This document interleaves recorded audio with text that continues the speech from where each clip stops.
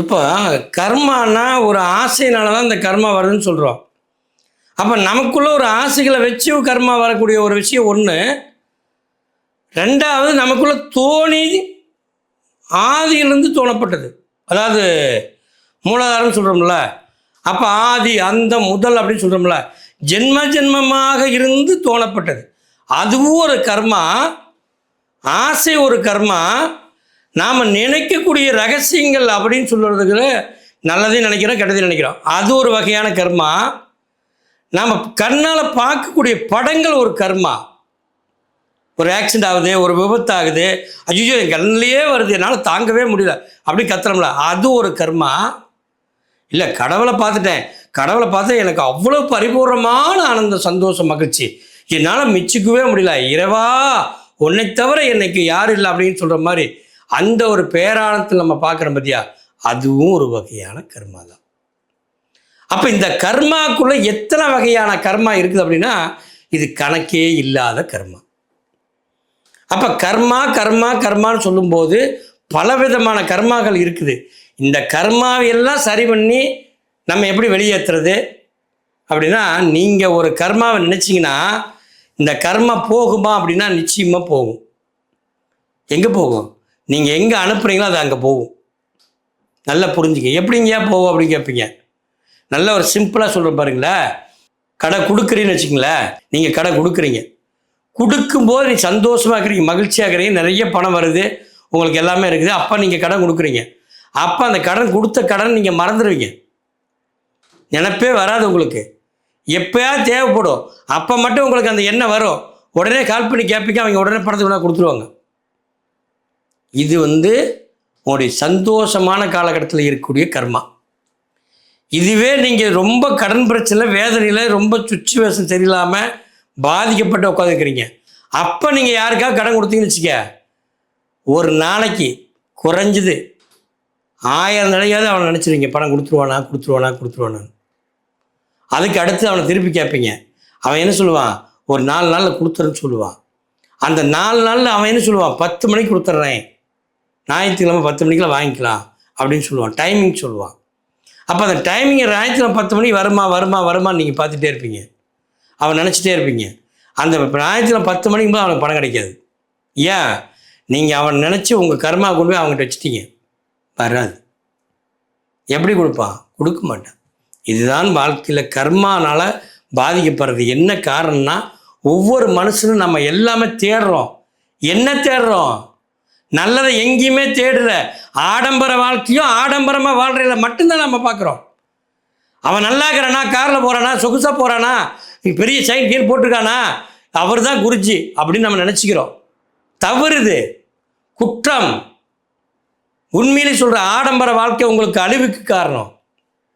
ஒரு சுகமான வாழ்க்கை வாழணும் அப்படின்னு நீங்கள் முடிவு பண்ணிட்டா, முதல்ல நம்ம பேசக்கூடிய விஷயத்தில் அர்த்தம் இங்கே இருக்குது. அதனுடைய அர்த்தத்தை கண்டுபிடிச்சி நீங்கள் போகணும். அது தெரியாமல் நீங்கள் எல்லாமே ஆடம்பரத்தை பார்த்து மயங்காதீங்க, மயங்கி ஏமாறாதீங்க தயவுசெய்து. உங்கள் வாழ்க்கையை நீங்கள் மாற்ற முடியல, அடுத்த வாழ்க்கையை பற்றி நீங்கள் நினைக்கிறீங்க. நீங்கள் சுகமாக இருக்கணும், நீங்கள் சந்தோஷமாக இருக்கணும். அதுக்கு என்ன பண்ணணும்? எதை பண்ணால் நமக்கு கிடைக்கும்?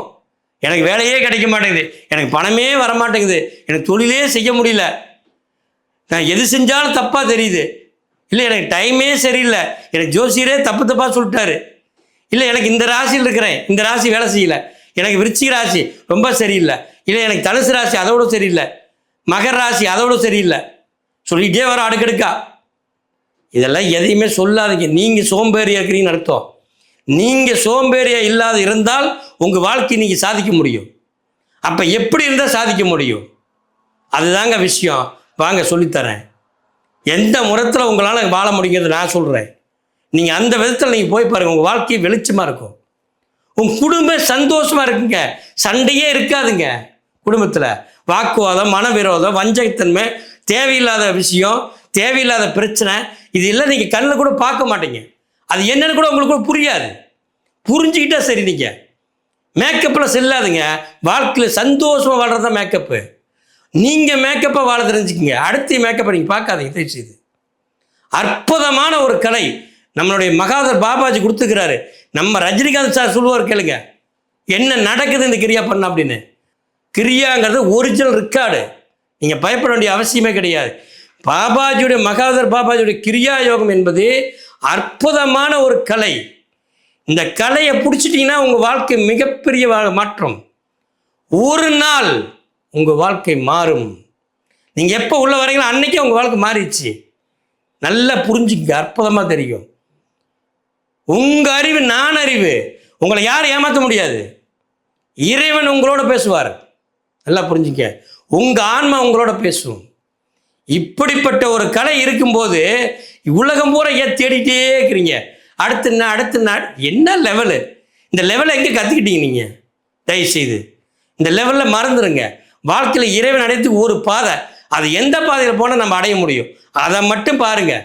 அடுத்த லெவலுன்னா அடுத்த லெவல் எங்கே வாழ போகிறீங்க, என்ன பண்ண போகிறீங்க? உங்கள் ஆசை தான் அளவுக்கு மேலே மிஞ்சுது. அடுத்து என்ன இருக்குன்னு அதே மாதிரி சொல்லிட்டு போனீங்கன்னா அமது என்ன ஆகும்? விஷமாக மாறும். அது மாதிரி நம்ம வாழ்க்கை சமமாக வாழ தெரியணும். முதல்ல நம்ம செய்கிற குற்றத்தை மாற்றணும். நம்ம செய்த குற்றமா இல்லை நன்மையா? நாம் யார், நம்ம எதுக்கு வந்தோம், என்ன தெரிஞ்சுக்கிட்டோம், என்ன பண்ண போகிறோம், இப்போ நம்ம என்ன செஞ்சுட்டு இருக்கிறோம், நம்ம மனுஷனாக வாழ்கிறோமா?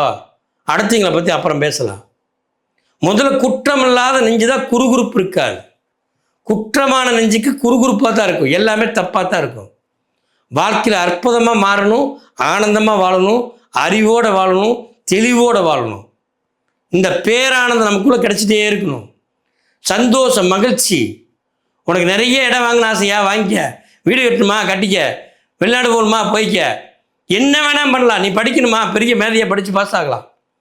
கிரியா ஒன்று எடுத்துட்டா நீ இந்த உலகத்தில் என்ன சாதிக்கணுக்கோ அத்தனை சாதிக்க முடியும். உன் உடம்புல இருக்கிற உன் நோயை வெளியேற்ற முடியும். உன் வாழ்க்கையை மாற்றிக்கொள்ள முடியும். என்னங்க அற்புதமான கலைங்க நம்முடைய ரஜினிகாந்த் கற்றுக்கிட்ட கலை. ஆப்பிள் நிறுவனத்தினுடைய நிருபர் கற்றுக்கிட்டு இன்றைக்கி அந்த ஆப்பிள் பொண்ணுடைய விஷயத்தை இது வரைக்கும் இன்னும் யாரும் புரிஞ்சிக்க முடியாது. அது எவ்வளோ பவராக இருக்குது பார்க்குறீங்களா இல்லையா? என்ன சொல்கிறாங்க? ஆப்பிள் ஃபோன் அப்படின்னு என்ன? அதுக்கு உண்டான மதிப்பே வேற. அது இயற்கை சட்டத்துக்கு இல்லாமல் போச்சு. அதனால தான் அவருக்கு தவறான முடிவில் இறப்பு ஏற்பட்டுச்சு. அது மாதிரி தான் ரஜினிகாந்த் ஐயா எடுத்தாருன்னா இந்த கலை எடுத்த பின்னால் அவருடைய வாழ்க்கை சந்தோஷம், மகிழ்ச்சியாக மாறிச்சு. நம்முடைய மகாதர் பாபாஜியாக இருக்கட்டும், யோகானந்தராக இருக்கட்டும், யுத்தேஸ்கிரியாக இருக்கட்டும், மகா சாஹிபாக இருக்கட்டும், எல்லாருமே ஆனந்தமாக வாழ்ந்துட்டு போனாங்க. இந்த உடல் என்றும் இளமையோடு சந்தோஷமாக ஆனந்தமாக இருக்கக்கூடிய மிகப்பெரிய சக்தி வாய்ந்த பயிற்சிக்குது. நான் தான் சொல்லியிருக்கிறேன் ஒரு வீடியோவில், உங்களுக்கு புரியலைன்னா ஒரு வீடியோ போட்டிருக்கிறேன், அதை பயிற்சி எடுத்து பாருங்கள். உங்களுக்குள்ளே அந்த சக்தி தெரியும். தெரிஞ்ச பின்னால் வாங்கன்னு சொல்கிறேனே. அதை கற்றுக்கிட்டு மிகப்பெரிய மாற்றத்தை நீங்கள் புரிஞ்சுட்டு அடுத்த கிரியாவை நீங்கள் கற்றுக்குங்க. கற்றுக்கலாமா வேண்டாமான்னு. கிரியா யோகங்கிறது நிறைய இருக்குது. நான் கொடுக்குற கிரியா யார்கிட்டையும் இல்லை. நல்லா அவனை புரிஞ்சுக்குங்க. என்னோட கிரியா இருந்ததுன்னா அவங்களுடைய லெவலை வேறு. நான் கொடுத்த பயிற்சி 1 மணி நேரத்தில் உங்களுடைய பவரை நீங்களே பார்க்க முடியும். நீங்கள் உங்களுடைய செல்ல வீடியோவை எடுத்தீங்கன்னா அடுத்த வீடியோ பயிற்சி முடிச்ச உடனே எடுத்து பார்த்தீங்கன்னா உங்கள் பேஸில் எவ்வளோ வேலை செய்யுதுன்னு தெரியும். அப்படிப்பட்ட கிரியா யோகம் நான் தரேன். கட்டாயமாக கற்றுங்க. வாழ்க்கையில் சந்தோஷமாக இருங்க, மகிழ்ச்சியாக இருங்க, ஆனந்தமாக இருங்க, பேரானந்தமாக இருங்க. நன்றி, வணக்கம்.